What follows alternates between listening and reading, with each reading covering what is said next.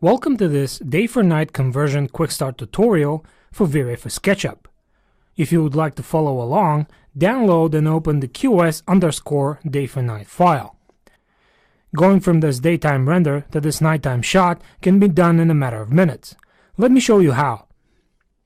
Before we begin adjusting the settings, you should know that the sun and sky are already set and the camera is exposed for daytime. We will have to adjust both the lighting and the camera to get the desired look. Let's start the interactive render by clicking on this icon in the V-Ray toolbar. Now almost everything we change will force V-Ray to restart the render, updating the image with the new settings. Keep in mind that there are some parameters that need manual restart to update. The first thing that we can do to darken the image down is to change the sun's position in the sky. Simply change the time of day to move the sun below the horizon. The exact time will depend on the date and location, but if you copy my values here, the sun will move to exactly where we want it to be for this shot. There is another option, and that is to manually turn the sunlight off. Go to the asset editor, click on the light bulb, and then click on the sun icon to turn it off. I'm going to leave it on for now, as it makes no difference anyway.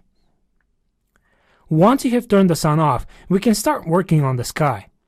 By the way, you can turn off aerial perspective as well, so we can see the sky more clearly. We're not going to need the V-Ray sky for this example, so you can remove it by right-clicking on this checkered icon and choosing clear. Now let's pick a solid blue color for the background. That looks okay, but the image is now way too dark. We can fix that by adjusting the camera exposure. Set the exposure value to 9. That is much better, but we still have work to do. Let's turn aerial perspective back on and change the visibility range to 11,000. Then, copy the background color and paste it into the filter color swatch. Our render is beginning to look like a moonless night, which is okay, but we can take it even further. Let's breathe some life into it by turning on some of the artificial lights. Click on the light bulb and find two lights that are currently turned off. The rectangle lights are to illuminate the exterior, and the sphere lights are for the interior of the building. Notice that in the outliner we see multiple light sources from each light type, but in the asset editor we see only one of each type in the list. That is because all of these are instances of only one light. In this case, the sphere light intensity is set to radiant power measured in watts. 4 watts of radiant power equals roughly the light output from a 100-watt light bulb. Remember that the 100-watt rating on a light bulb is a measure for current consumption, not for radiant flux. Turn both lights on one by one and feel free to experiment and adjust the parameters as you see fit. And now for the fun part. Let's turn on the lens effects.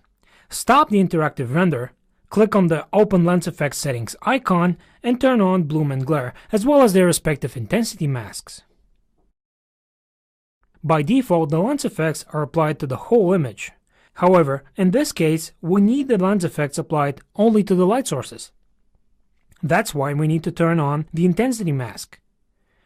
It will create a mask of the brightest parts of the image, which in this case are the lights inside of the building. The lens effects will then be applied only to the masked areas. Now start a production render and let it finish.